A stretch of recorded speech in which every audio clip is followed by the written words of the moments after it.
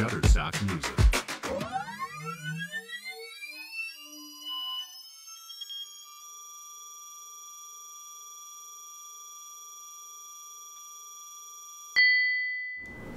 Fala, meu caro aluno, eu sou o professor Sérgio Araújo, fundador do canal Posologia. Sejam todos muito bem-vindos a mais uma aula. Estamos em uma série de aulas chamadas Aliviando a Dispepsia. Esse é o nosso terceiro episódio. Sejam todos muito bem-vindos ao terceiro episódio. E se você perdeu os episódios anteriores, volta lá e assiste, que eles são muito importantes para a aula de hoje. E na aula de hoje é o episódio de número 3, na verdade a segunda parte. Então o episódio de número 3 foi dividido em duas partes. Na primeira parte abordamos principalmente os números por trás da doença do refluxo gastroesofágico. E nessa segunda parte iremos falar um pouco mais sobre as características clínicas do paciente que é acometido pela doença do refluxo gastroesofágico. O episódio número 3 se chama Entendendo a doença do refluxo gastroesofágico. E se você tem interesse por esse tipo de assunto, já aproveita nesse início da aula e já se inscreve no canal para não perder nenhum outro episódio. Mas antes de começar com o conteúdo propriamente dito, deixa eu me apresentar. Eu sou o professor Sérgio Araújo, sou fundador do canal Posologia, graduado em farmácia pela Universidade Federal do Rio Grande do Norte, com mestrado e com doutorado em biologia molecular e também em bioquímica. E sempre lembrando que essa tela é principalmente para vocês saberem quais são os meus contatos.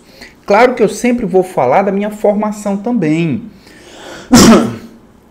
mas o objetivo principal é que vocês possam saber como vão entrar em contato comigo.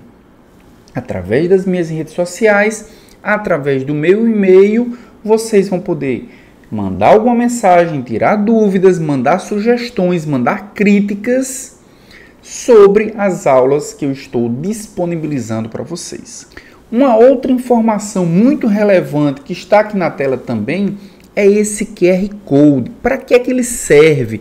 Está escrito aí, aponte a câmera do seu smartphone para ser membro do canal Posologia.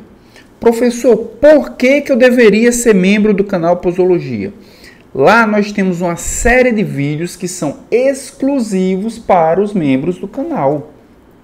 Então, se você quer dar um passo adiante, eu já posso adiantar que para a grande maioria das pessoas, o conteúdo gratuito já é suficiente.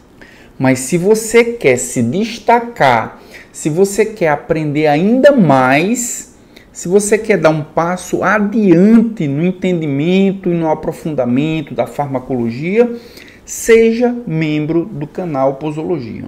Além dos benefícios, claro, existe também a possibilidade de você contribuir financeiramente com o canal Posologia para que eu possa disponibilizar de forma gratuita esse conteúdo para todo mundo. Então, dito isso, o que é que nós veremos na nossa aula de hoje? A gente vai dividir a aula em 4 partes. Na primeira parte da aula, vamos entender o quanto ajuda as mudanças no estilo de vida para controlar a doença do refluxo gastroesofágico. Nós vimos na aula passada que existem diversos fatores que contribuem para a manutenção ou para a piora dos sintomas da doença do refluxo gastroesofágico. Então, claramente, mudanças no estilo de vida irão ajudar bastante. Mas nós vamos, nessa aula, quantificar. Será que é tudo aquilo que dizem? Será que mudar o estilo de vida sem tomar medicamento é suficiente? Será que eu vou precisar fazer as duas coisas ao mesmo tempo?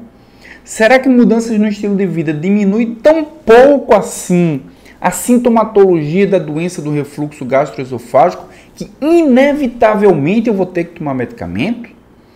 Isso é o que nós veremos na primeira parte dessa aula. Na segunda parte da aula, iremos abordar quais as principais causas agudas e quais as causas crônicas para os sintomas da doença do refluxo gastroesofágico. Muitas vezes, a causa da doença do refluxo gastroesofágico é algo agudo que, quando nós retiramos, os sintomas desaparecem.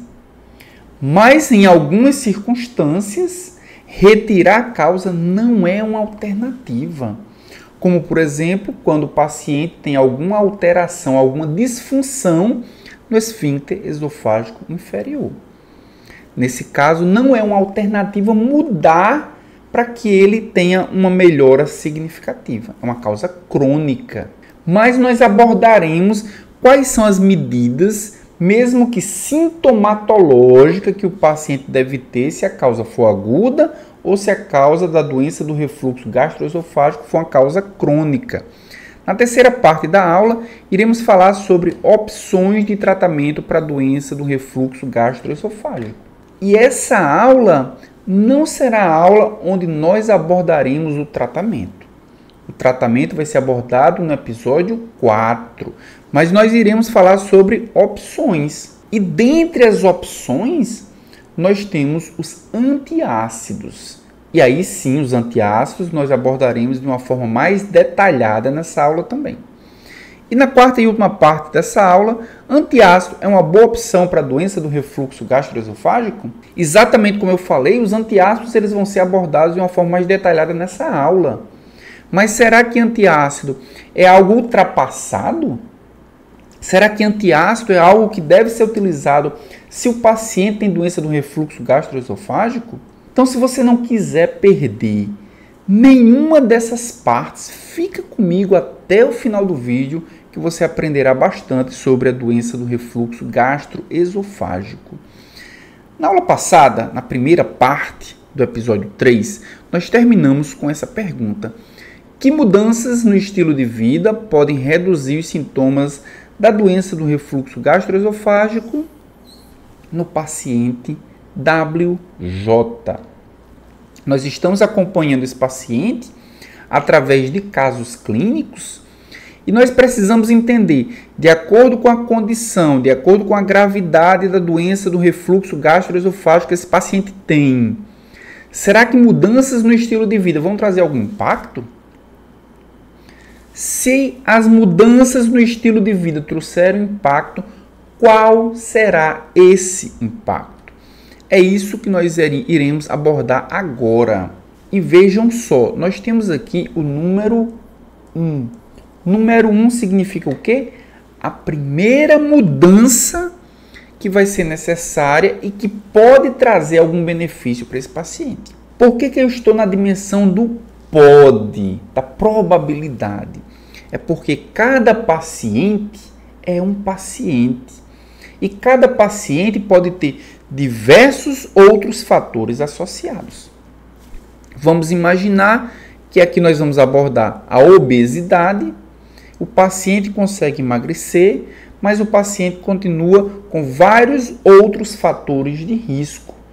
Existe uma diminuição? Existe, mas pode existir uma compensação pelo fato do paciente não ter abandonado outros hábitos. Então, nós estamos trazendo vários fatores que muitas vezes o paciente precisa associá-los para só assim encontrar algum benefício. Então, vamos lá. WJ, ele tem 130 quilos. WJ tem uma altura de 1,70 m. Eu calculei o IMC de WJ e é 45. Ou seja, é um paciente com obesidade. E a obesidade pode trazer algum prejuízo para pessoas que têm doença do refluxo gastroesofágico? Será que a redução do peso faria bem para o paciente WJ? Essa é a pergunta que nós estamos fazendo e vamos tentar responder através das evidências. Vejam só. Quais são as alterações que podem estar associadas à doença do refluxo gastroesofágico, aos sintomas que são responsabilidade, ou melhor, são determinadas pela obesidade? Primeira que nós podemos ver do lado esquerdo superior, esfíncter esofágico inferior hipotenso. E o que é que significa hipotenso? Significa que a musculatura que compõe o esfíncter esofágico inferior, ela está menor. Se essa musculatura está menos intensa, menos forte, significa que ele vai fechar a passagem entre o esôfago e o estômago de forma muito limitada. Então, com a obesidade, nós temos uma diminuição dessa pressão do esfíncter esofágico inferior. Com a obesidade, o esfíncter esofágico inferior, ele deixa de ser uma barreira que impede que o alimento do estômago reflua para o esôfago. Então, claramente, com a obesidade, nós temos um problema que pode contribuir com a doença do refluxo gastroesofágico. Além da hipotensão da musculatura do esfíncter esofágico inferior, nós temos também um relaxamento transitório. Não só ele fica com a pressão menor, mas o músculo relaxa muito mais frequentemente do que quando uma pessoa não tem obesidade. Vejam que essas duas características do esfíncter esofágico inferior em pessoas obesas certamente irão contribuir para a doença do refluxo gastroesofágico. Pessoas obesas têm uma probabilidade maior de hérnia hiatal. E eu vou deixar a explicação qual é o comprometimento que a hérnia hiatal vai trazer para a doença do refluxo gastroesofágico mais à frente na nossa aula. Pessoas obesas têm esvaziamento gástrico atrasado. Então imaginem que o alimento percorreu o esôfago, o alimento chegou no estômago, o estômago está cheio, o estômago está dilatado. O estômago cheio muito facilmente contribui com o refluxo do alimento para o esôfago. E nós temos um paciente que tem dificuldade no peristaltismo gástrico para fazer com que o alimento saia do estômago e vá para o intestino. Lento, o esvaziamento gástrico é lento. O esvaziamento gástrico, ele é atrasado. Se ele atrasa, significa que o estômago tem capacidade de ficar cada vez mais cheio. Quanto mais cheio, maior a capacidade do alimento refluir para o esôfago. Então, com a obesidade, além de observarmos diminuição da pressão do esfíncter esofágico inferior, o estômago ele tem capacidade de ficar mais cheio por mais tempo. Hipossalivação também está associada à obesidade. E nós vimos na aula passada que juntamente com a saliva vem o bicarbonato que vai neutralizar a acidez do esôfago. Nós vamos ver nessa aula que a acidez do esôfago ela é tolerada naquela parte inicial do esôfago, na parte onde nós temos células colunares, ou pelo menos a fronteira escamo-colunar, a junção escamo-colunar. Ali nós temos algum grau de resistência. Ali respingos de ácido por pouco tempo não irão produzir grandes efeitos na doença do refluxo gastroesofágico. Mas se nós temos a presença de ácido em regiões mais altas do esôfago, o estrago ele é muito grande. E a chance desse estrago ser menor é quando nós temos um peristaltismo do esôfago adequado e uma saliva sendo produzida para neutralizar, através do bicarbonato, a acidez do esôfago. Temos também que em pessoas obesas a motilidade está alterada. O peristaltismo ele é mais lento. Menos saliva, menor peristaltismo, aumento da pressão torácica. Nós veremos na aula de hoje o que é que a pressão torácica e a pressão abdominal vão contribuir, como elas vão contribuir com a doença do refluxo gastroesofágico. Mas certamente uma pressão torácica e uma pressão intraabdominal maior vai diminuir, vai pressionar os órgãos do trato gastrointestinal, impedindo o peristaltismo e facilitando o refluxo de alimentos. Então, aumenta a pressão torácica, vai contribuir com doença do refluxo gastroesofágico. Pressão transdiafragmática maior. O próprio diafragma pode contribuir para diminuir o peristaltismo gastrointestinal. Nós vamos ver que o diafragma tem um papel importantíssimo em pessoas com hérnia hiatal, principalmente em pessoas que não desenvolveram a hérnia hiatal. Ele vai ajudar o esfíncter esofágico inferior a fechar a porta do esôfago enquanto o alimento passa do esôfago para o estômago. Mas tem uma pressão transdiafragmática muito grande, vai pressionar também os órgãos, dificultando a passagem, dificultando o peristaltismo do trato gastrointestinal. Pessoas com obesidade vão ter um bolsão ácido pós-prandial mais permanente. Nós vimos na primeira parte dessa aula que na região fúndica há a formação de um bolsão ácido que vai facilitar esse ácido refluir para o esôfago. Mas esse bolsão ácido, ele não existe ou ele não permanece por muito tempo em pessoas que não têm susceptibilidade a desenvolver a doença do refluxo gastroesofágico. Mas em pessoas obesas, esse bolsão pós-prandial ele é muito frequente. Por isso, há uma susceptibilidade, há uma tendência para facilitar o retorno do alimento e um alimento extremamente ácido. Outra característica também da obesidade é a distensão do estômago. Se o estômago se distende, mais alimento cabe nesse estômago. Se mais alimento cabe no estômago, por mais tempo pode acontecer o refluxo para o esôfago. E uma última característica é o aumento da pressão abdominal, que culmina com o aumento da pressão torácica. A pressão torácica, juntamente com a pressão abdominal, eles vão contribuir com a diminuição do peristaltismo, com a compressão dos órgãos do trato gastrointestinal e muita dificuldade do alimento seguir o seu trajeto normal de cima para baixo. Então vejam que só por esses detalhes, se o paciente tiver uma redução de peso para que ele saia da obesidade, pelo menos na obesidade mórbida, para uma obesidade grau 1 ou até um sobrepeso, certamente vários desses aspectos melhorarão e o paciente certamente vai ter menor frequência dos sintomas da doença do refluxo gastroesofágico. Vamos analisar agora um segundo aspecto. Esse segundo aspecto se refere à alimentação. No texto do caso clínico dizia: WJ se alimentava de grandes refeições. Eu acabei de falar, na obesidade nós temos distensão do estômago.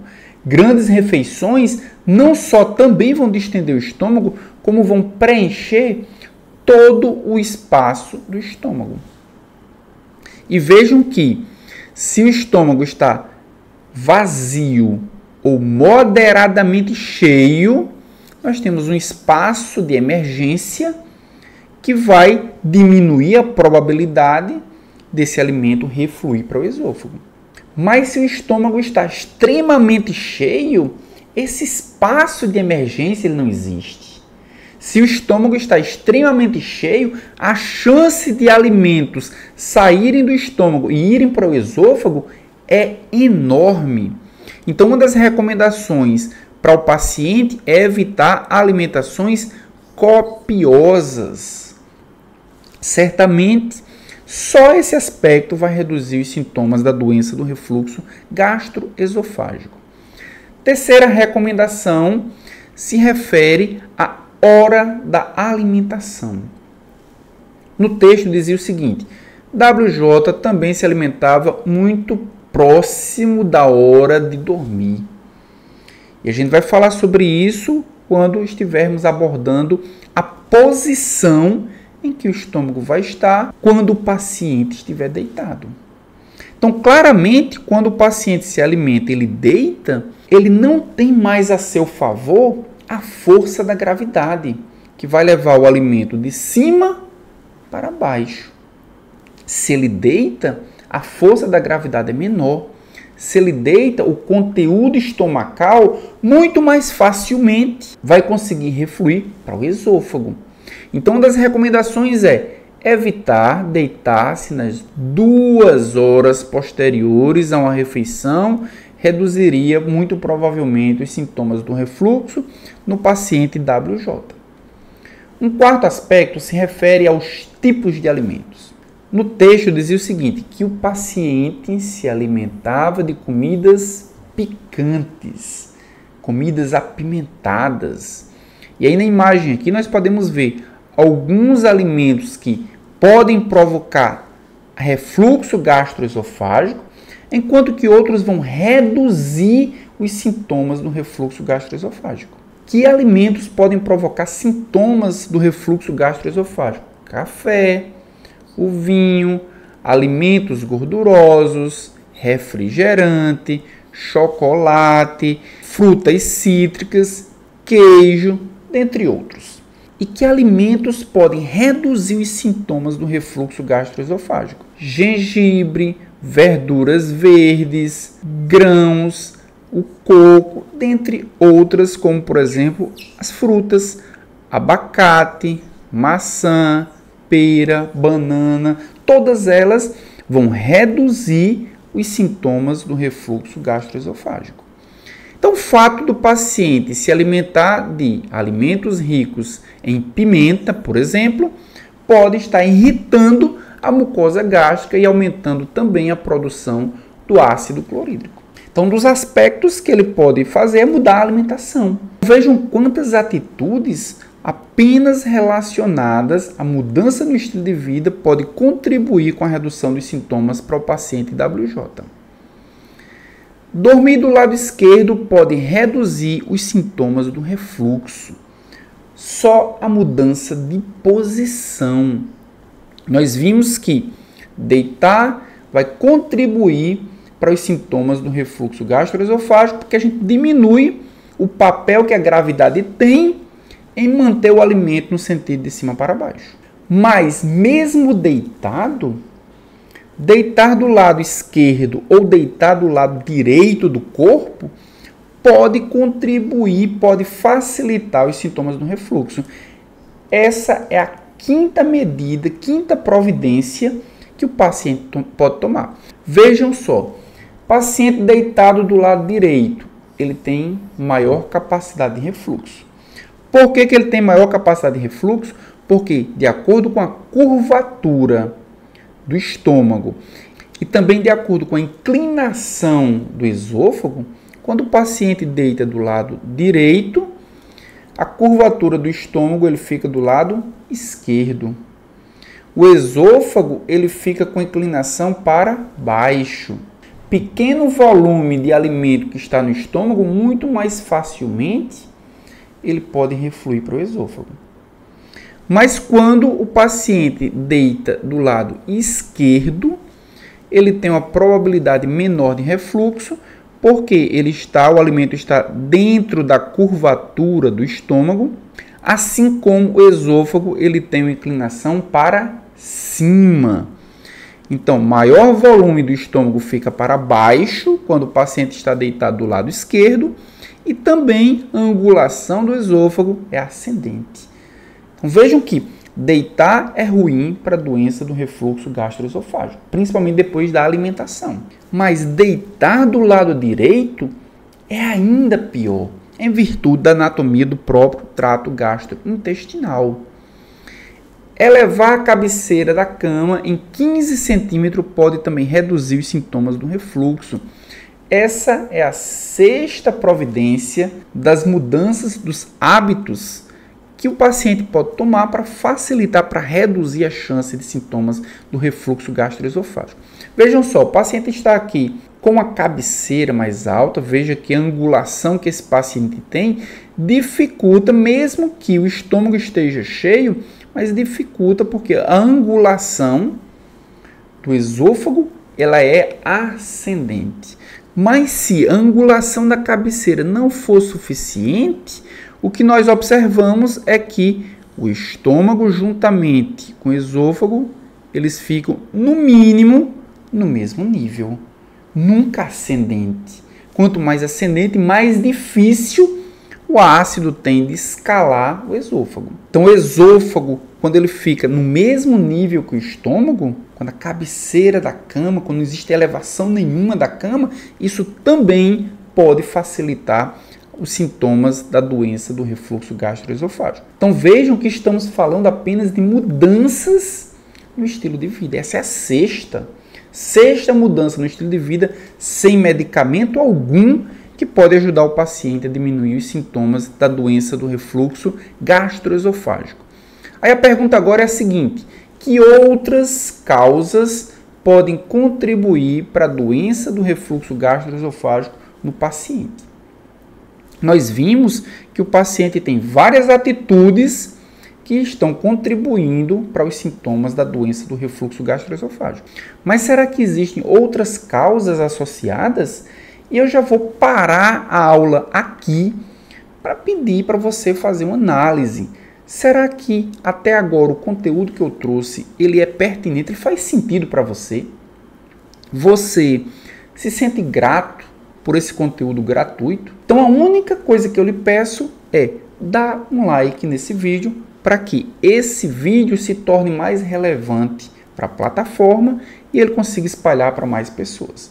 Quanto mais pessoas indicarem que esse vídeo é um vídeo que ela gosta, e claro, se você estiver gostando, você dá um like. Mas se você não estiver gostando, você pode dar o dislike também. O importante aqui é o feedback. Eu preciso entender se esse conteúdo ele está fazendo ou não sentido para você, aluno, que está escutando também. Então, se você está gostando, dá um like. E se você quiser mais conteúdos iguais a esse, você se inscreva no canal, porque toda semana tem uma aula nova para todos vocês.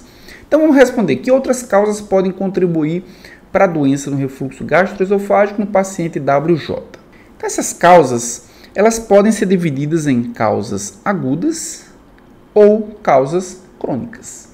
O que significa uma causa aguda? Significa algo que gerou refluxo, mas depois que essa causa foi retirada, o paciente melhorou. O que é que pode estar gerando, o que é que pode estar causando refluxo em um paciente de forma aguda? O paciente pode ter, por exemplo, infecção viral, uma gripe, uma sinusite, uma rinite, uma infecção de garganta. Tudo isso pode contribuir com a acidez maior. Tudo isso pode contribuir com um refluxo maior de ácido na tentativa de defesa contra essa infecção viral. Então, pessoas que têm infecções virais e que têm uma tendência ao desenvolvimento de doença do refluxo gastroesofágico, certamente essa infecção viral ela pode contribuir para os sintomas da doença. Mas a partir do momento em que o paciente se cura, os sintomas eles tendem a desaparecer. Uma outra causa aguda é a ingestão de substâncias irritantes. O paciente se alimenta, por exemplo, de refrigerante. Nós acabamos de ver que uma das causas alimentares que podem contribuir com a doença do refluxo gastroesofágico é, por exemplo, bebidas ácidas. É, por exemplo, bebidas gaseificadas. É, por exemplo, comidas picantes. Então, a partir do momento que o paciente se alimenta de comidas picantes ou bebidas ácidas ou gaseificadas, certamente isso vai produzir sintomas da doença do refluxo gastrointestinal. Mas a partir do momento em que ele identifica que essa é a causa, ele retira, ele rapidamente vai melhorar. Essa é uma causa aguda. E também o uso de sondas. Sonda do tipo nasogástrica. Às vezes o paciente precisa se alimentar através de uma sonda por algum outro problema. Mas a própria sonda vai passar pelo esfíncter esofágico inferior, vai fazer com que a passagem do esôfago para o estômago ela fique permanentemente aberta. Se ela fica permanentemente aberta, o ácido mais facilmente consegue subir no esôfago. Então essa é uma causa aguda, retirou, melhorou. Agora uma causa crônica é aumento da pressão intraabdominal. E nós já vimos uma delas, que é a obesidade. Com a obesidade, nós temos aumento da pressão intraabdominal, que vai comprimir os órgãos, e um dos órgãos mais compressíveis é exatamente o estômago. Se o estômago é comprimido, o volume do estômago diminui, menos alimento vai caber no estômago, e para onde é que esse alimento vai? Vai refluir, vai voltar para o esôfago. Então, o aumento da pressão intraabdominal na obesidade é uma das causas crônicas da doença do refluxo gastroesofágico. Mas além da obesidade, mulheres grávidas também têm aumento da pressão intraabdominal.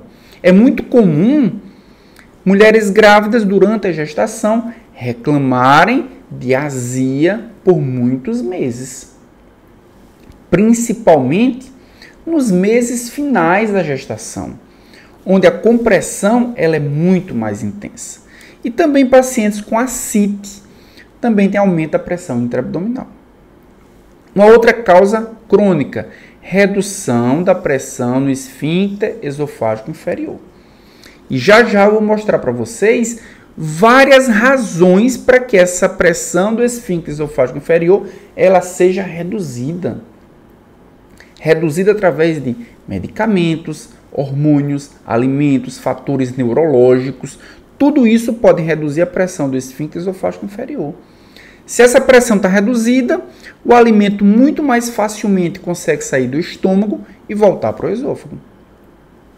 Uma outra razão crônica, retardo no esvaziamento gástrico.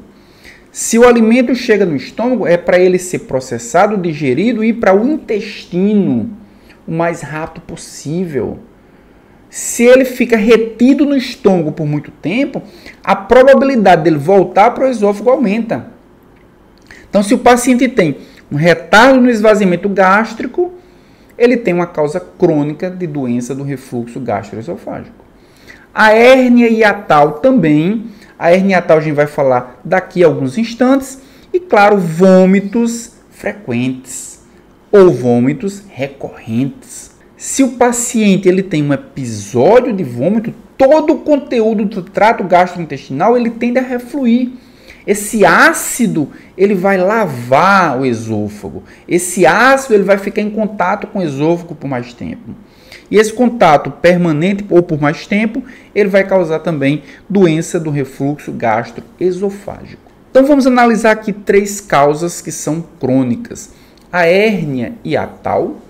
O que é a hérnia hiatal? Eu já falei na primeira parte desse episódio que o diafragma é um excelente auxiliar no fechamento do esfíncter esofágico inferior. O esfíncter esofágico inferior é um músculo, mas o diafragma ele consegue ajudar o esfíncter esofágico inferior a fechar a passagem do esôfago para o estômago. O que é que significa hérnia hiatal? É quando parte do estômago, a parte superior, a parte que tem o esfíncter esofágico inferior, ele tende a ficar na parte superior do diafragma. Ele herniou, ele saiu dessa região para uma região superior. Dessa forma, o estômago perde a possibilidade da ajuda do diafragma para fechar o esfíncter esofágico inferior. Então, o paciente ele tem mais chance desse conteúdo estomacal refluir sem ajuda do diafragma. Esvaziamento gástrico reduzido, ou atrasado, ou lento. O que nós podemos ver aqui é que o alimento, quando ele chega no estômago, a tendência é que ele seja levado até o intestino pelos movimentos peristálticos. Mas quando esses movimentos peristálticos eles são lentos, a tendência é que esse alimento ele possa retornar mais frequentemente. E uma terceira causa é a gravidez. Com o aumento da pressão intraabdominal em virtude do crescimento do útero, nós temos o quê? A compressão do estômago, fazendo com que o estômago reduza de tamanho, o alimento contido aqui no estômago nesse espaço mais reduzido, ele vai agora refluir para o esôfago, causando os sintomas da doença do refluxo gastroesofágico. E quais são as principais causas que fazem com que o esfíncter esofágico inferior ele permaneça com sua pressão normal ou seja reduzida? Nós vimos que o esfíncter esofágico inferior ele precisa estar funcionante para que o conteúdo estomacal ele não reflua para o esôfago. O que é que vai fazer com que a pressão do esfíncter esofágico inferior ele aumente? Aumenta a pressão do esfíncter esofágico inferior, significa o quê? Que o paciente não vai ter doença do refluxo gastroesofágico. Por quê? Porque a pressão está grande, ele está impedindo esse refluxo. Nós temos causas hormonais, como por exemplo a gastrina, a motilina, a substância P, são hormônios produzidos durante a digestão. Nosso organismo automaticamente faz com que, durante a digestão, esses hormônios aumentem a pressão do esfíncter esofágico inferior para que o alimento não reflua para o esôfago. Isso é natural. Mas nós temos também agentes neurais, como agonistas alfa-adrenérgicos. Um exemplo de um agonista alfa-adrenérgico é a clonidina. É o antihipertensivo clonidina. Então, pacientes que utilizam clonidina certamente vão ter uma dificuldade maior de ter sintomas da doença do refluxo gastroesofágico. Antagonistas beta-adrenérgicos é o que acontece com o propranolol também, dificulta o aparecimento de sintomas. Ou os agonistas colinérgicos, como por exemplo a pilocarpina. Nós temos uma inervação colinérgica no esfíncter esofágico inferior. Essa inervação colinérgica faz com que haja maior compressão, maior pressão desse esfíncter esofágico. Então, se nós temos um sistema colinérgico que aumenta a pressão, o adrenérgico vai diminuir essa pressão. Olha aqui, agonista adrenérgico. O que mais pode aumentar a pressão no esfíncter esofágico inferior? Refeições proteicas. Então, vejam que pacientes que se alimentam refeições onde a proporção de proteína é maior, isso diminui as chances dele ter doença do refluxo gastroesofágico. E outras substâncias também podem causar aumento da pressão do esfíncter esofágico inferior, como a histamina, óleo antiácido, que não só neutraliza a acidez, como também aumenta a pressão do esfíncter esofágico inferior. A metoclopramida, que é um antiemético, claro, a metoclopramida vai diminuir o peristaltismo do trato gastrointestinal, mas ao mesmo tempo vai aumentar a pressão do esfíncter esofágico inferior. A domperidona, a cisaprida, todos eles são fármacos antimotilidade. Se são fármacos antimotilidade, não só vão diminuir os movimentos peristálticos, como também vão aumentar a pressão no esfíncter esofágico inferior. E o que é que diminui a pressão no esfíncter esofágico inferior? Ou seja, o que é que contribui para aumentar os sintomas? Nós temos hormônios também. Secretina, colecistocinina, somatostatina, peptídeo intestinal vasoativo e olha só a progesterona.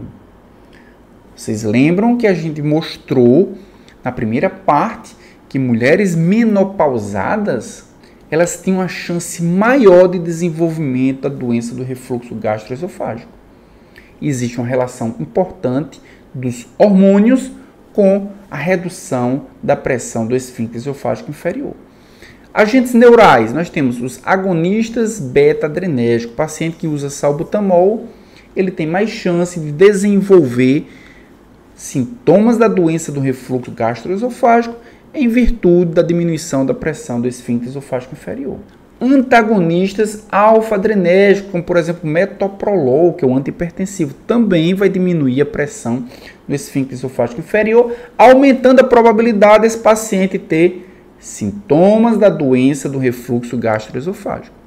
E agentes anticolinérgicos, como por exemplo a escopolamina, o antiespasmódico escopolamina, também vai diminuir a pressão no esfíncter esofágico inferior e a chance que o paciente tem de desenvolver doença do refluxo gastroesofágico esofágico.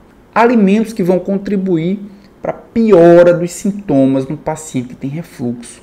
Já vimos alguns, mas refeições gordurosas. Então vejam que refeições proteicas vão proteger. Refeições gordurosas vão aumentar a chance de sintomatologia. Chocolate e hortelã, dentre outros, esses são os principais. E que outras substâncias também vão diminuir a pressão no esfíncter esofágico inferior? Teofilina, o broncodilatador teofilina, a serotonina, a meperidina, olha só, opioides como morfina, a dopamina, bloqueadores dos canais de cálcio, que são antihipertensivos, o diazepam e também os barbitúricos. Todos esses vão, provavelmente, em alguns pacientes, gerar sintomatologia compatível com doença do refluxo gastroesofágico. Aqui, dentre aqueles que diminuem a pressão, eu queria destacar 3: a progesterona, os agentes anticolinérgicos e também a serotonina, onde nós vamos detalhar um pouco mais nessa aula. Vejam esse gráfico como é interessante em mulheres grávidas. Nós temos que nas primeiras semanas, o hormônio predominante, aqui entre 10 e 11 semanas de gestação, o hormônio predominante é a gonadotrofina coriônica humana. Mas ela tende a diminuir e ali por volta dos 24 meses nós temos outros hormônios que são predominantes, o estrogênio e aqui nós temos a progesterona. Então vejam que no decorrer, no avançar da gestação, nós temos 2 fatores que vão piorar ou que vão aumentar a probabilidade dessa paciente ter azia, ter sintomas da doença do refluxo gastroesofágico. Um deles nós já vimos, aumento da pressão intraabdominal. O segundo é aumento de progesterona. A progesterona vai promover o relaxamento do esfíncter esofágico inferior, facilitando a saída do conteúdo estomacal para o esôfago.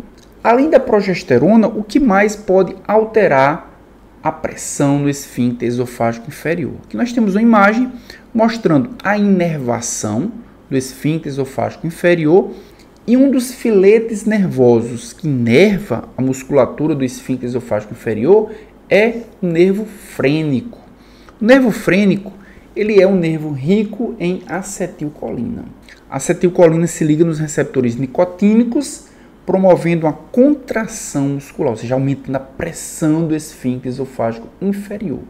Então já podemos imaginar que agentes anticolinérgicos que vão bloquear a ação da acetilcolina vão promover relaxamento do esfíncter esofágico inferior. Agentes anticolinérgicos, como por exemplo a escopolamina, o antiespasmódico escopolamina, vai produzir relaxamento do esfíncter esofágico inferior, aumentando a probabilidade do paciente ter doença do refluxo gastroesofágico. Então, agentes anticolinérgicos também são fatores que podem alterar a pressão do esfíncter esofágico inferior. Aqui nós podemos ver também que a serotonina pode contribuir e muito com sintomas da doença do refluxo gastroesofágico. Vamos analisar aqui a distribuição de vários receptores serotoninérgicos no trato gastrointestinal. Então vamos lá. Começando pelo peristaltismo do esôfago. Nós já entendemos que o esôfago precisa ter o seu peristaltismo adequado para que o alimento, mesmo que ele reflua um pouco, ele rapidamente seja jogado para o estômago novamente. Bem, já analisamos quais são os principais fatores de risco para o nosso paciente, quais medidas não farmacológicas o paciente pode tomar para reduzir a sintomatologia da doença do refluxo gastroesofágico. Agora a pergunta é, quais opções de tratamento OTC, se houver, você recomendaria para o paciente WJ? Vamos analisar de acordo com os estágios de gravidade da doença. Primeiro, quais são os sintomas que o paciente tem? Queimação atrás do externo, arrotos, sensação de gosto ácido atrás da boca. Nós já vimos na primeira parte que esses são sintomas compatíveis com a doença do refluxo gastroesofágico.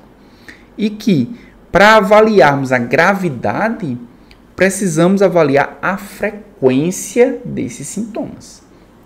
Sintomas ocorrem apenas algumas vezes por mês. Se algumas vezes por mês, pode ser inclusive semanal. Não é diário, mas pode ser inclusive semanal. E ocorre após a ingestão de alimentos gordurosos e alimentos picantes, como nós já analisamos. Então vamos lá. Estágio 1 da doença do refluxo gastroesofágico. É quando o paciente apresenta sintomas típicos como pirose de forma esporádica e não complicada. Não me parece ser o caso do nosso paciente. Quando é que o paciente está no estágio 2 de gravidade da doença do refluxo gastroesofágico? Quando os sintomas típicos, como por exemplo a pirose, são frequentes, sem ou com esofagite. O nosso paciente não tem esofagite, mas os sintomas eles são frequentes.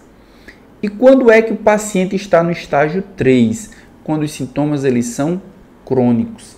E na grande maioria das vezes os sintomas são diários, que não é o caso do nosso paciente. Então, muito provavelmente, nosso paciente ele está no estágio 2 de gravidade da doença do refluxo gastroesofágico. No caso do estágio 2, a frequência dos sintomas é de 2 a 3 episódios por semana. Pode ser que o paciente não esteja nessa frequência exatamente. Mas quando nós olhamos o estágio 1, na presença de um fator precipitante conhecido, é que o paciente tem a sintomatologia. Nós temos fatores precipitantes, alimentos gordurosos e alimentos picantes. Então, pode ser que o paciente seja enquadrado entre o estágio 2 e o estágio 1. Não é exatamente o estágio 1, mas também pode não ser exatamente o estágio 2, é algo que fica no meio do caminho. Quais são os tratamentos disponíveis? Bem, para o estágio 1, apenas mudanças no estilo de vida já vai ser suficiente. E o paciente, do nosso caso clínico, o WJ, certamente se beneficiará se tiver mudanças, se promover mudanças no estilo de vida. O paciente que está no estágio 1, ele também se beneficiará do uso de antiácidos. Já quem está no estágio 2, ele dificilmente se beneficiará apenas com antiácidos. Precisará utilizar inibidores de receptores da histamina e muito provavelmente também inibidores da bomba de prótons. E quem está no estágio 3? O estágio 3, além dos sintomas crônicos muito mais frequentes, apresenta também complicações como estenose, metaplasia, que não é o caso do nosso paciente. Muitas vezes, além do tratamento medicamentoso, vai precisar também uma cirurgia para correção da disfunção do refluxo gastroesofágico. Então vejam que, para o nosso paciente, muito provavelmente ele vai ficar com antagonista de receptores de histamina ou inibidores da bomba de prótons. Esses dois tratamentos parecem ser adequados, já que o paciente ele está entre o estágio 1 ou o estágio 2 da gravidade da doença do refluxo gastroesofágico. Então, quais são as possibilidades de tratamento a depender do grau de severidade da doença do refluxo gastroesofágico? Vamos analisar primeiro a situação do paciente no nosso caso clínico. Ele tem obesidade, com IMC de 45, sintomas típicos da doença do refluxo gastroesofágico, como pirose e azia, se alimenta em grandes quantidades de comidas são picantes, e ele se alimenta na hora de dormir, ou seja, tudo isso aí são atitudes não farmacológicas, mudança no estilo de vida que irá favorecer o paciente. O único tratamento que ele fez foi com antiácidos. Os antiácidos realmente reduziram os sintomas, mas por um tempo muito limitado. Vamos analisar pacientes que têm doença do refluxo gastroesofágico, onde os sintomas são leves, e aparentemente é o caso do nosso paciente. Ele deve tratar inicialmente com antiácido, que foi o que o paciente fez, mas se os sintomas retornarem, se o paciente, mesmo fazendo as mudanças no estilo de vida, permanecer com os sintomas, uma segunda alternativa é utilizar antiácidos associados a alginato. Mas se mesmo assim não for resolutivo, uma terceira opção é utilizar antagonistas da histamina em baixa dose. Como quarta alternativa, utilizar antagonistas da histamina em dose padrão. E como quinta e última alternativa, fazer uma associação de antagonistas da histamina com antiácidos. Então, para pacientes que têm sintomas leves, esse é o algoritmo para decisão terapêutica de qual medicamento usar, a depender se ele é resolutivo ou não. Já pacientes que têm sintomas severos, moderados a severos, mudança no estilo de vida e dieta sempre vai entrar, assim como para pacientes que têm sintomas leves também. Mas vejam que aqui a alternativa é tratamento com inibidor da bomba de prótons. Pacientes que têm sintomas moderados a severos não tratam com antagonistas dos receptores da histamina.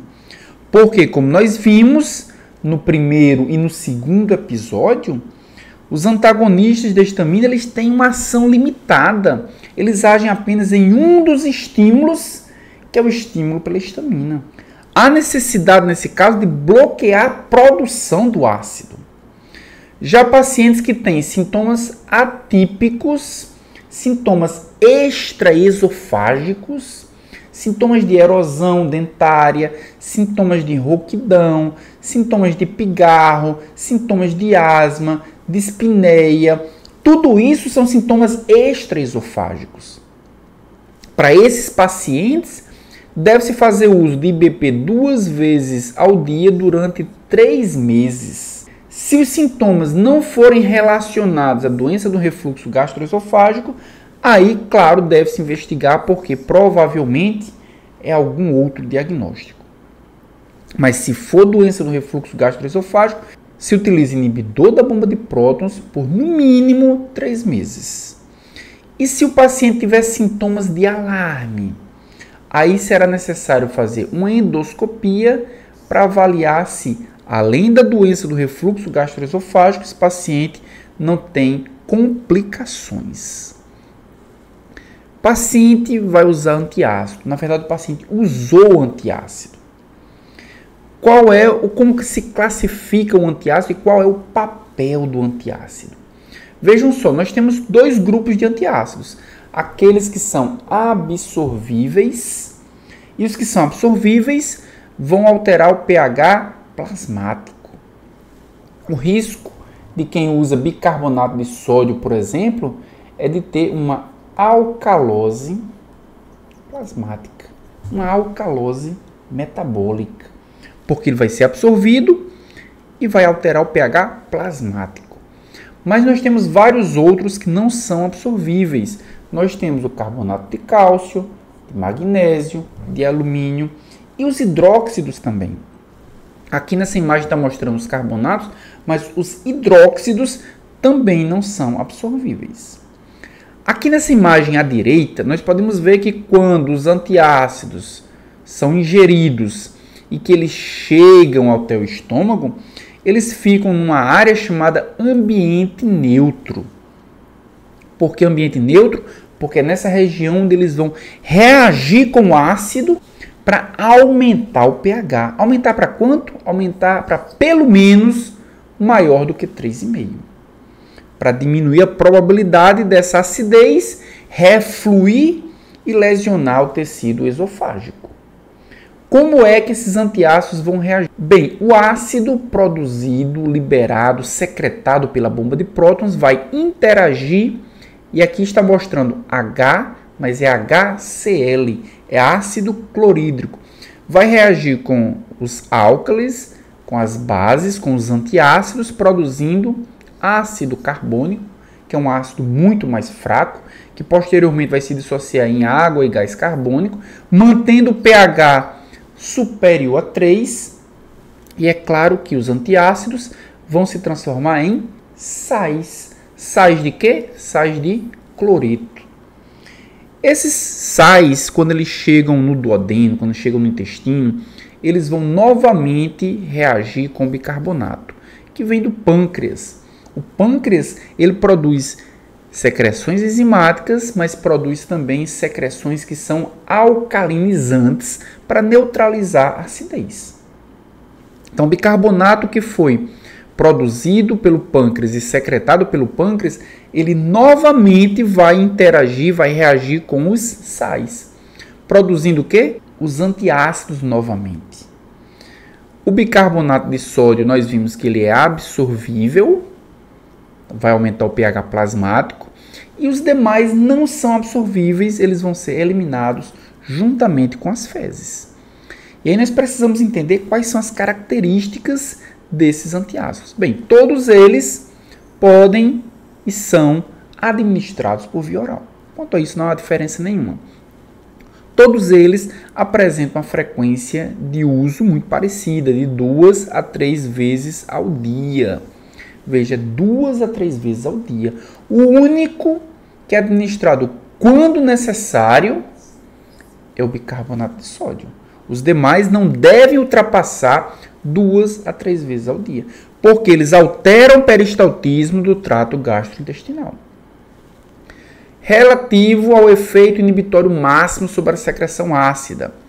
O carbonato de cálcio, ele tem uma potência média para reduzir a secreção do ácido, mas todos os outros eles têm uma proteção, uma capacidade baixa de diminuir o percentual, de diminuir a secreção ácida. Com relação ao efeito da neutralização do ácido, uma coisa é impedir a secreção do ácido, a outra é neutralizar o ácido produzido e secretado. Todos eles apresentam, até certo grau, uma capacidade muito boa de neutralização, com exceção do hidróxido de magnésio. Mas o hidróxido de alumínio é média, o bicarbonato de sódio e também o carbonato de cálcio têm uma capacidade alta de neutralização. Meia-vida. Veja que a meia-vida deles é curtíssima. Hidróxido de alumínio chega no máximo 1h30, hidróxido de magnésio chega no máximo 1h30, bicarbonato de sódio não temos essa informação e o carbonato de cálcio chega no máximo 3 horas. Um fármaco que tem uma meia-vida tão baixa vai ter um efeito pequeno também. Se eu administro no máximo 3 vezes ao dia, mas a meia-vida é muito baixa, os sintomas retornarão, como o paciente falou. Eu usei, eles reduziram os sintomas de forma eficaz, mas eu precisava usar mais frequentemente porque os sintomas retornavam. E esse é o grande problema dos antiácidos. É porque os sintomas, eles voltam muito frequentemente. E muitas vezes esses sintomas voltam mais forte. O paciente que tinha pirose, ele volta com a pirose muito maior, por causa da acidez, por causa da neutralização da acidez, o estômago produz uma quantidade ainda maior de ácido. Com relação a efeito constipante, nós temos hidróxido de magnésio, tem um efeito baixo na constipação, carbonato de cálcio tem um efeito baixo na constipação, hidróxido de alumínio tem um efeito médio na constipação, e bicarbonato de sódio tem um efeito alto na constipação. E veja que o bicarbonato de sódio não só é constipante, como também é laxante. Mas nós temos que carbonato de cálcio ele tem um baixo efeito constipante e também baixo laxante. E nós temos 2 antiácidos que na grande maioria das vezes são usados em associação. É o hidróxido de alumínio associado ao hidróxido de magnésio, porque o efeito constipante do hidróxido de alumínio ele é médio e o efeito laxante do hidróxido de magnésio ele é médio. O efeito constipante de um neutraliza o efeito laxante do outro. Por isso que foi adotada essa estratégia de utilizar os 2 antiácidos juntos. Interferência com a absorção de nutrientes. Com o aumento do pH gástrico, um dos comportamentos que nós observamos é que diminui a capacidade de ativação do pepsinogênio e pepsina. Ou seja, o estômago diminui a sua capacidade de digerir proteínas. Mas qual é a interferência que esses antiácidos têm com a absorção de nutrientes, principalmente nutrientes proteicos. Nós temos que hidróxido de alumínio e também o carbonato de cálcio, eles sim interferem bastante na ativação do pepsinogênio e pepsina, consequentemente interferem muito na absorção de nutrientes proteicos. Mas o hidróxido de magnésio não faz isso e o bicarbonato de sódio também não faz isso. Interferência com medicamentos. Quase todos eles têm alguma interação medicamentosa, a exceção aqui é o bicarbonato de sódio. E o preço, todos eles têm um preço relativamente baixo para os consumidores. Aqui nós temos um estudo bem interessante que mostra qual o impacto no pH com o uso de antiácidos. Esse estudo foi feito o seguinte: as pessoas fizeram uso de alimentos refluxogênicos, ou seja, alimentos que aumentavam muito o refluxo, e foi avaliado o pH no esôfago ou o pH no estômago. E o que é que se observou? Aqui nós temos diversas formas farmacêuticas do mesmo antiácido. Nós temos aqui uma forma de comprimidos administrados por via oral para engolir, comprimidos mastigáveis ou efervescentes. Qual é o impacto que cada um causa na elevação do pH?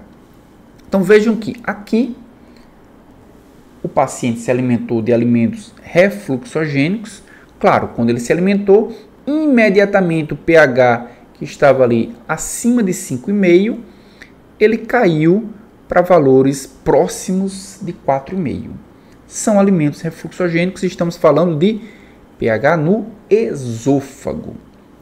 Nesse momento foi feita a administração do medicamento. Qual foi dessas formas farmacêuticas aquela que elevou mais o pH esofágico? Podemos ver aqui o triângulo, que é o efervescente. O fármaco antiácido administrado em comprimidos efervescentes foi aquele que teve o maior aumento do pH. E é importante a gente resgatar a informação que a gente já viu na primeira parte. Quando é que nós consideramos um pH que vai agredir o esôfago? pH abaixo de 6. E aqui nós precisamos fazer a interpretação. Quando é que o antiácido ele vai ser considerado efetivo? Quando ele mantiver o pH acima de 6,5. E veja que a forma farmacêutica efervescente chegou a 7 e manteve-se acima de 6,5 por pelo menos 40 minutos. O pH do esôfago ficou superior a 6,5 por pelo menos 40 minutos. Outro antiácido também que causou algum impacto subindo o pH acima de 6,5 também foi os comprimidos que foram engolidos, não os mastigáveis. Vejam que os mastigáveis, eles se mantiveram ali em torno de 6, não chegaram nem a 6,5, não conseguiram nem passar de 6,5. Mas que, no decorrer do tempo, de toda forma, o pH do esôfago, quando o alimento foi processado, foi digerido, ele passou por todo o trato gastrointestinal, o pH naturalmente, inclusive para as pessoas que estavam utilizando o placebo, voltou aos seus níveis normais. Esôfago, vimos que efervescentes são melhores, os comprimidos engolíveis, eles também trazem um efeito interessante, mas os mastigáveis, eles causam um efeito pior do que os demais. No pH do estômago, o que é que eles são capazes de fazer? Da mesma forma, nós temos aqui um alimento que é fluxogênico, mas estamos falando aqui de estômago.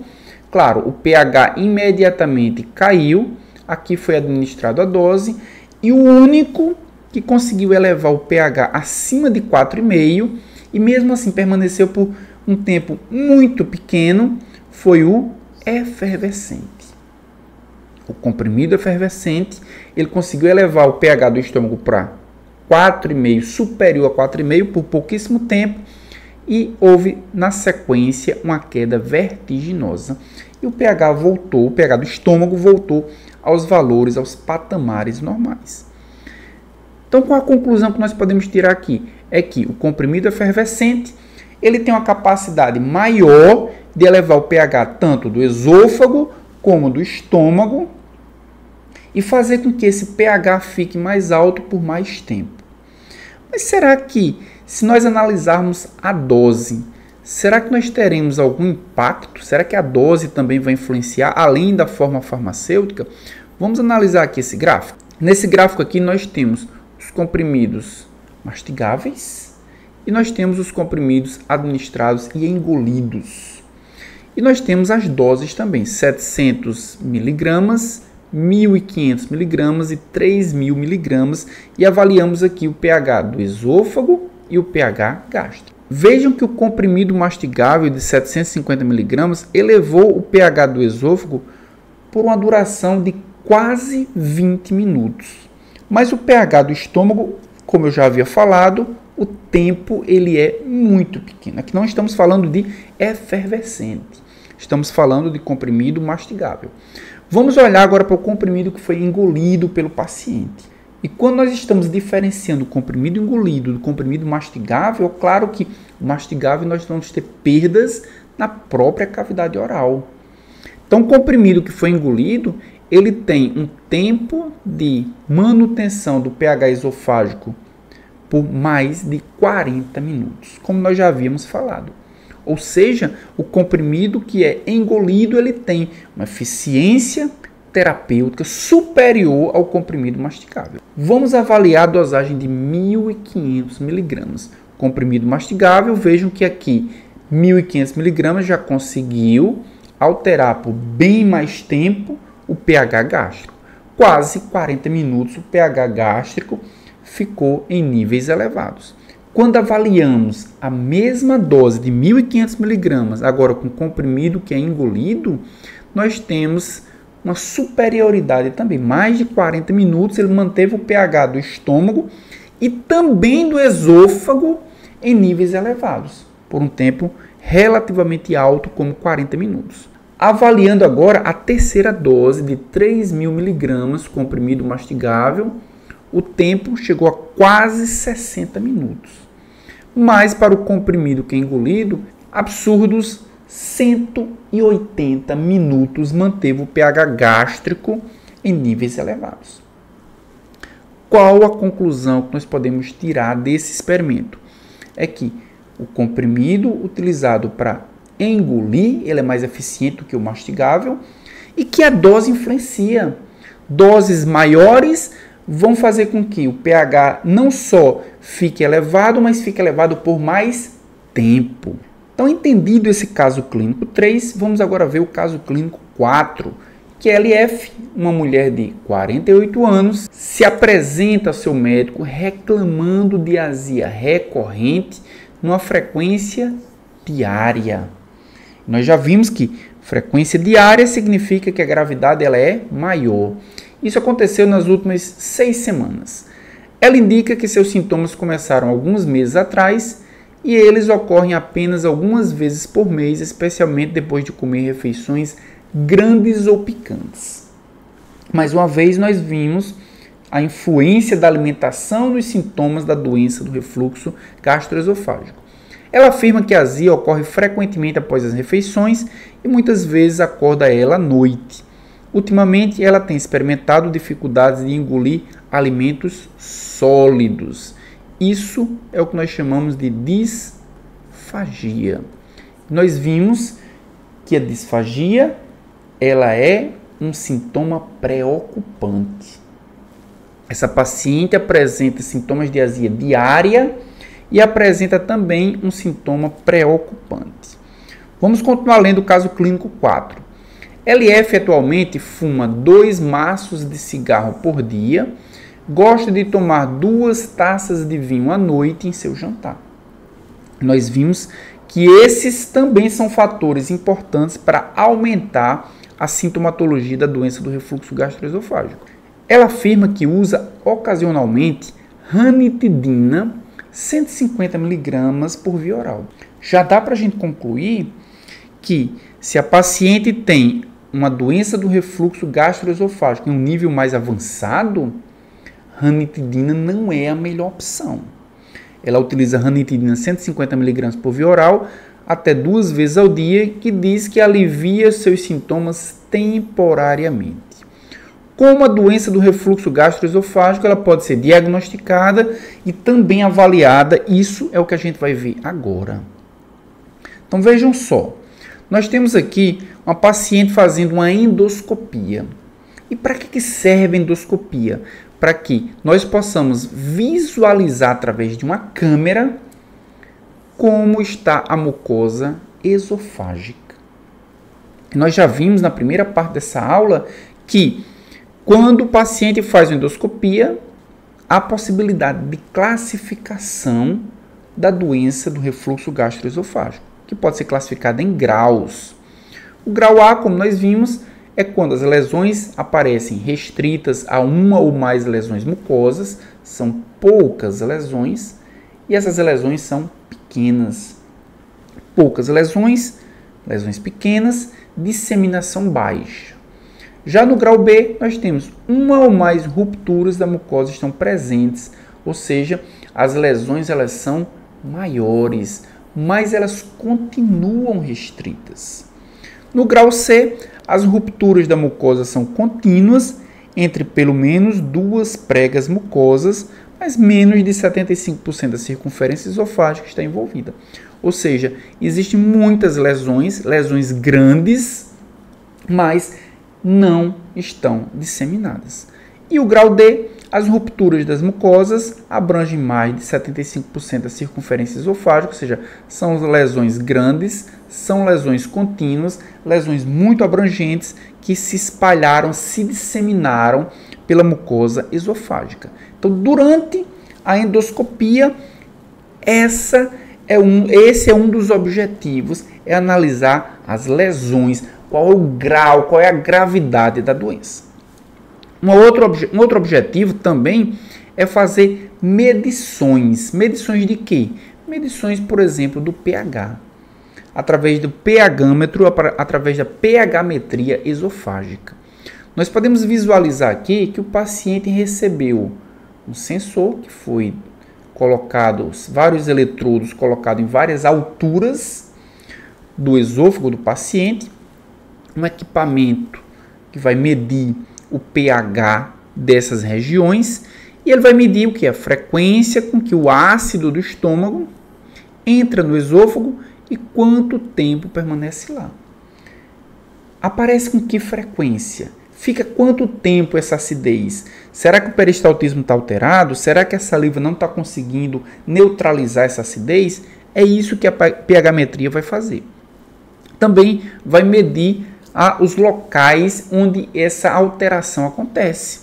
Os eletrodos ficam em diversas alturas do esôfago, a fim de medir até que altura o ácido gástrico chega no esôfago. Isso é importante por quê? Porque nós sabemos que essa região próximo do estômago, ela é histologicamente mais protegida. E regiões mais altas, elas são muito menos protegidas. Se os sensores conseguem avaliar que o pH se mantém ácido em regiões altas, o risco de lesão também é mais alto. E um terceiro objetivo também da endoscopia é medir qual é o nível de pH e por quanto tempo esse pH fica baixo. Nós temos um pH tão baixo quanto 4,5 no esôfago. E ele fica em 4,5 por 20 minutos. Ele fica em 4,5 por 60 minutos. Isso vai ser importante porque vai avaliar qual é a exposição ao ácido e qual é o nível de acidez que pode lesionar a mucosa esofágica. Então, esses são os objetivos da endoscopia. Nós podemos observar aqui um resultado da endoscopia. Primeiro, medida do pH. Cada queda de pH abaixo de 4 é interpretado como um episódio de refluxo. Nós precisamos de um ponto de corte. E o ponto de corte aqui é 4. Se os sensores da pHmetria, eles mediram que o pH ficou abaixo de 4, indica um episódio de refluxo. Quantas vezes esse paciente teve refluxo? vai medir cada queda dessa, significa que é um refluxo, um episódio de refluxo que o paciente tem. Isso vai ser importante para direcionar a conduta terapêutica. Também para avaliar se esses refluxos acontecem depois de uma alimentação e associar com que tipo de alimento foi ingerido ou em que posição o paciente estava. Refeições é o M e aqui o momento em que o paciente estava deitado. Nós podemos ver que o pH caiu e permaneceu abaixo de 4 por bastante tempo, porque nós vimos que a posição deitada ela não é favorável à doença do refluxo gastroesofágico. E a depender da forma como o paciente se deita, é ainda pior. Também, no gráfico da pH-metria, avalia-se os sintomas, o início dos sintomas de refluxo, julgados pelo paciente. Onde tem uma seta, é onde o paciente diz: eu tive sintomas, eu tive uma azia, eu tive uma dor no estômago, eu tive sintomas que eram compatíveis com a doença do refluxo gastroesofágico. Veja que aqui ele teve, entre uma refeição e outra, sintomas, apesar de ter muito mais episódios de refluxo, mas teve apenas uma única vez em que o paciente disse que sentiu o refluxo. Depois dessa outra refeição, ele teve mais um momento onde ele relatou que sentiu sintomas de refluxo. E veja que, depois da terceira refeição, ele teve vários momentos entre as 16 e as 20 horas, onde ele percebeu muito frequentemente sintomas de refluxo. E também através da pH-metria é possível avaliar a exposição ao ácido. Por exemplo, nesse exemplo dessa imagem aqui, nós tivemos 87 episódios de refluxo. Esses 87 episódios eles foram registrados. O tempo de exposição ao ácido foi de 15% do total. O tempo em que o pH-metro estava avaliando a acidez do esôfago foi 15% do tempo estava abaixo de 4. Ou seja, estava em estado de refluxo. Só que o limite é de 6%. Então vejam que através desse exame nós avaliamos quantas vezes o paciente teve episódios de refluxo, quantas vezes esses episódios de refluxo eles foram percebidos, ou seja, houve sintomatologia, e por quanto tempo o pH abaixo de 4 permaneceu na mucosa do esôfago. Veja que é um exame extremamente elucidativo para a conduta terapêutica. Vamos voltar para o nosso caso clínico.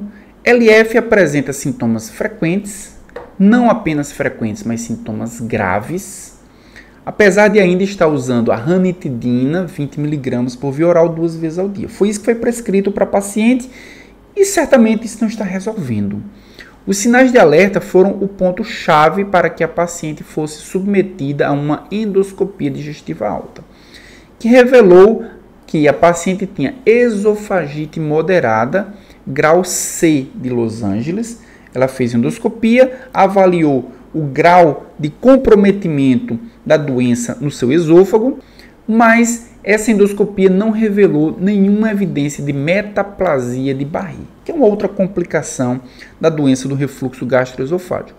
Bem, se ranitidina, antagonista histamínico de receptores H2, não resolveu, quais outras opções existem para LF? E é exatamente isso que nós veremos no episódio 4, o episódio que vai encerrar a série Aliviando a Dispepsia.